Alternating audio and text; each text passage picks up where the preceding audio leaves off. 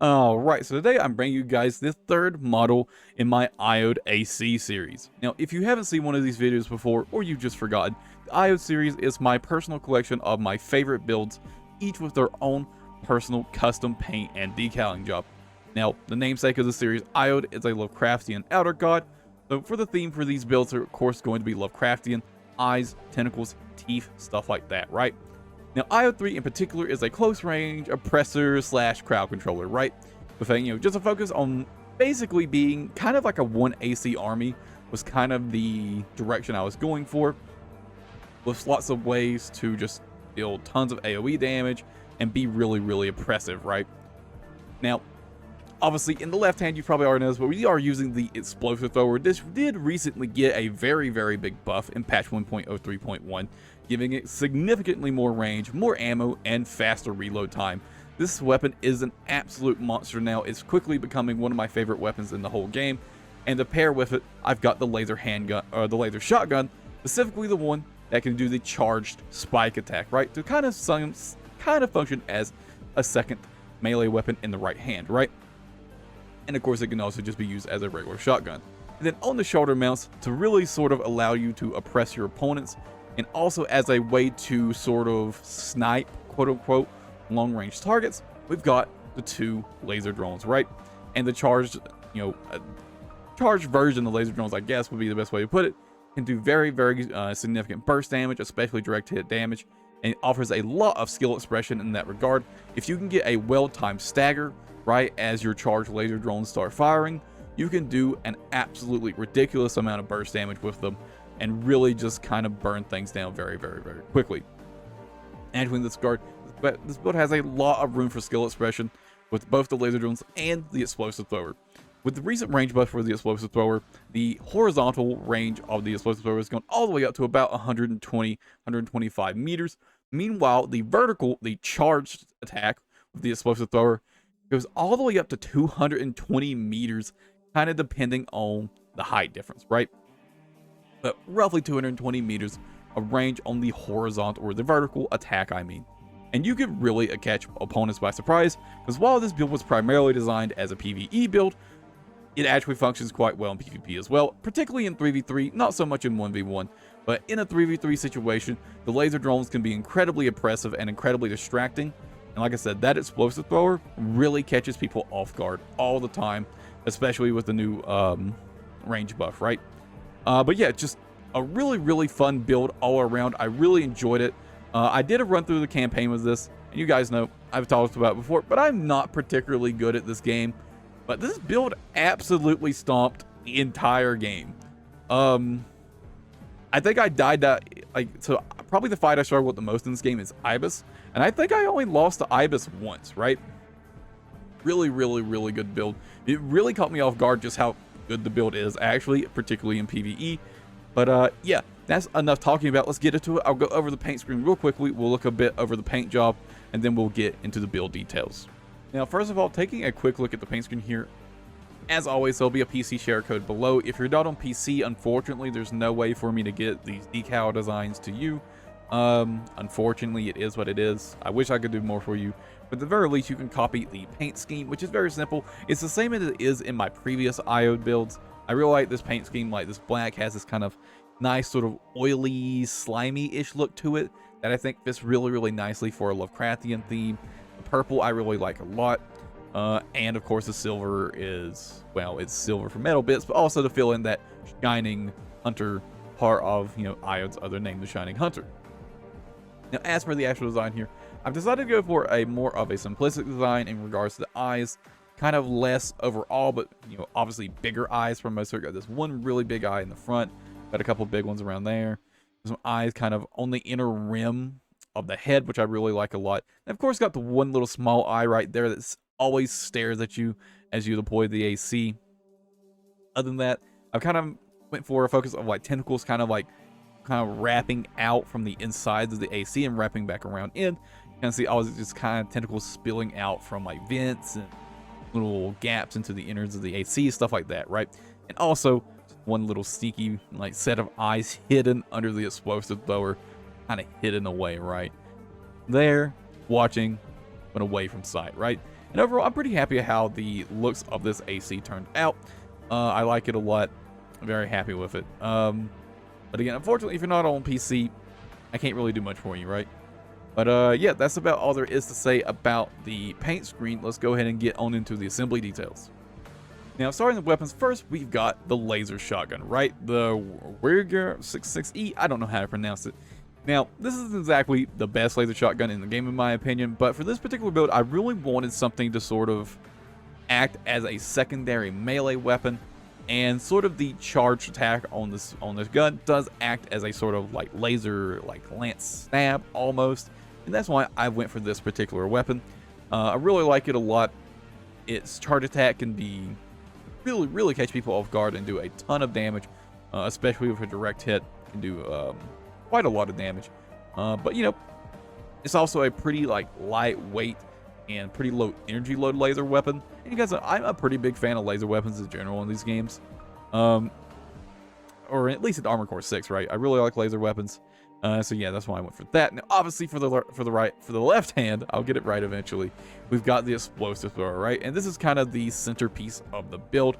Like I mentioned before, this is post patch 1.03.1, and this has gotten a very significant range, reload, and ammo buff, right? Got way more range now with the the regular or uncharged version having 125 meter effective range, and the charged having an effective range of roughly 220 meters. You could really catch off guard by this and get things really far away. Really good weapon. Does really good impact damage. Really good actual damage as well. And you can see the majority of the actual impact is accumulative. So it really sticks around the impact damage does. It's really good in that regard. And it does have very good direct hit adjustment as well, as you would expect. And it is sort of a pseudo melee weapon, and unfortunately isn't affected, at least to the best of my knowledge and testing, it isn't affected by melee specialization or melee boosters in any way. If I'm wrong about that, let me know. I would love to be wrong, actually. But unfortunately, as to the best I know, it just simply isn't affected by melee stats, right? Now, for the back weapons, we've got two of the VVC 700LD laser drones, and I really like these weapons as a sort of like passive oppressor style weapon. With the charged versions, you can really catch people off guard and do a lot of burst damage, and it is a little bit more consistent in my experience in terms of dealing damage than the uncharged version, but the uncharged versions can be really good for just being a nuisance and sort of lingering around someone for a while, and especially in 3v3 PvP can really make it hard to tell what's going on if you're just getting blasted by all these little laser drones from all around you, just like 12 times in a row. It can be really distracting and confusing, right? Yeah, I really like these things a lot. They do tend to be a little inconsistent in terms of actually doing damage, unless you're getting direct hits, of course. And speaking of which, I mentioned this in the intro, but there is some really nice skill expression in this build, particularly with these weapons. In terms of regard, if you can get a well-timed stagger right after you deploy your laser drones, and they're just getting ready to fire, you can do a lot, and I mean a lot of burst damage with these laser drones combined with your other weapons, right? Absolutely ton of damage potential if you can sort of get that timing right, yeah? And that's all there really is to say about the weapons. So let's go ahead and move on into the frame parts. And for the frame parts here, I actually kind of had two things in consideration. In terms, I wanted good stats, and I wanted an appearance I really liked. And for stats, I wanted this to be a really fast, lightweight build, right? Because it is a sort of close range, very aggressive build. I wanted to be really fast. If you caught someone off guard with laser drones, I wanted to be able to get to them quickly and being able to hit with the explosive thrower. And so that's why I've gone for such high mobility stats here. As you can see, I've got pretty much just all lightweight parts, with kind of the Mind Alpha being like the heaviest thing I've got. And started Mind Alpha, let's go and talk about it. Two reasons here. One, I like how it looks. That's the biggest reason I use this head. But it's also just got pretty good stats all around. It's got good defensive stats. It's got good attitude stability. And I just wanted a head with good attitude stability for this build in particular, because the other parts are kind of lacking in that regard, right? So I definitely wanted something high attitude stability and defensively for the head. And moving on to the core, I went for the Nocturne core, and I wanted something really, really, really fast, and the Nocturne core was going to be the obvious choice in that regard, right? It's an incredibly high booster efficiency adjustment, and you can get a really fast AC with this thing, especially if you're running a lightweight build overall, right? And that's my only reason, really, other than I do just like it visually a lot. I really like how it looks, and you know, but yeah, mainly, I mean, I guess it's both, right? It's both of those reasons. And for the arms, the Firmeza arms, they're just kind of like pretty good arms. They don't have the best defensive stats, but they've got really good specialization, and they've got arms, good arms load limits, and they're just really good arms in general, right? On top of being really lightweight and looking really, really sick, which is the most important thing. They look really cool. But yeah, they're really good arms in general. I like them a lot, and I do tend to use them quite a bit. Now, finally, for the legs, we're looking at the Firmeza legs. These are kind of really, really like lightweight, fast legs, right? Unfortunately, they are kind of lacking on attitude stability. It's not the best. The defenses aren't the best either. But again, I wanted to be fast, right? And so that's why I went for the Firmeza legs. And I do like them appearance-wise quite a bit. They're not my favorite legs, you know, visually, but I do like them.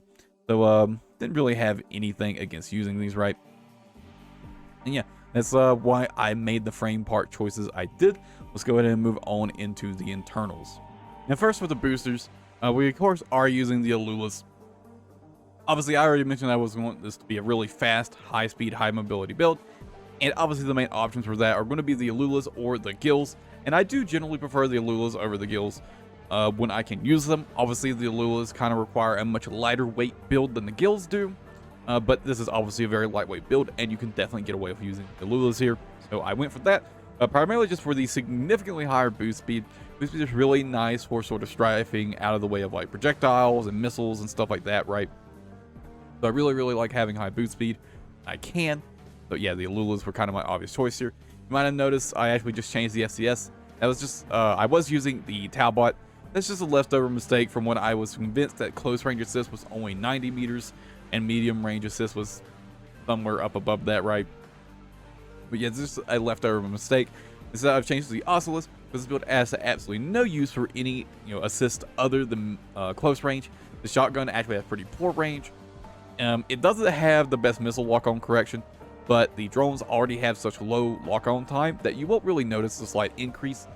And again, the explosive thrower, obviously assist doesn't really matter for it because it just hits everything. It's just, you know, such a big area that it hits. The lock-on doesn't matter anyways, the assist at least. And so yeah, no reason to use anything other than close range assist to kind of help that shotgun be a bit more consistent. So yeah, the Oculus obviously has the highest close range assist. So yeah, I'm using it. And then finally for the generator, using the NGI-000. Kind of had two choices to make from here. It's going to be either the VE20C or the big core generator. And I went for the big core generator for one.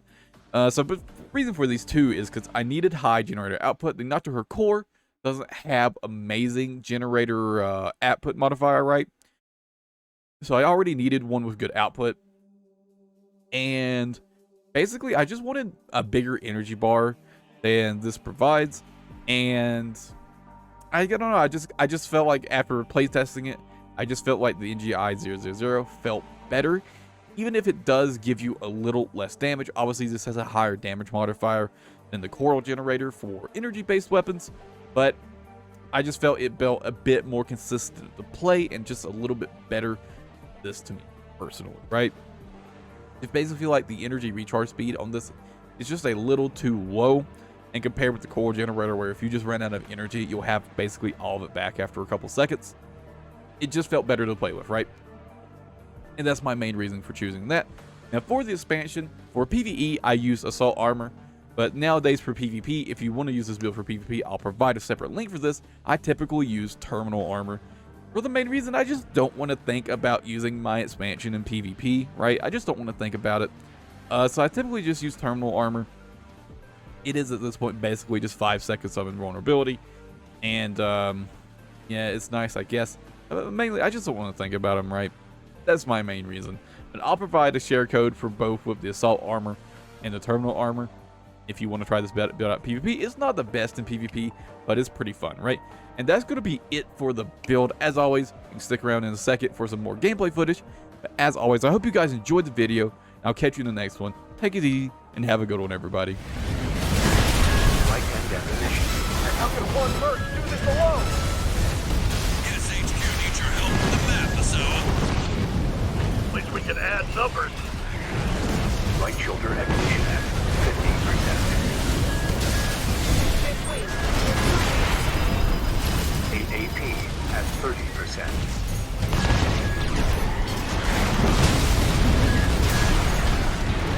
Maggots. Degrade me. You can tell this to posterity. Mean old Michigan died of a bad fall. AC Liger Tail destroyed. Gun 1 Michigan down.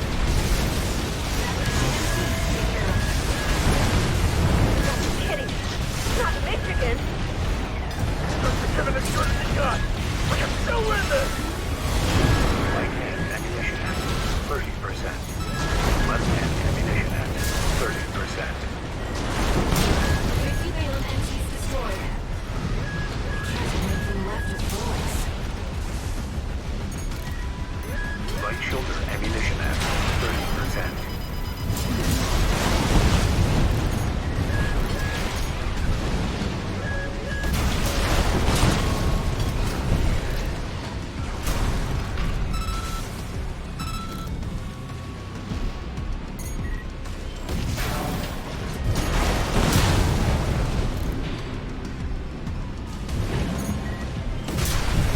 The Balaam MT force has been destroyed.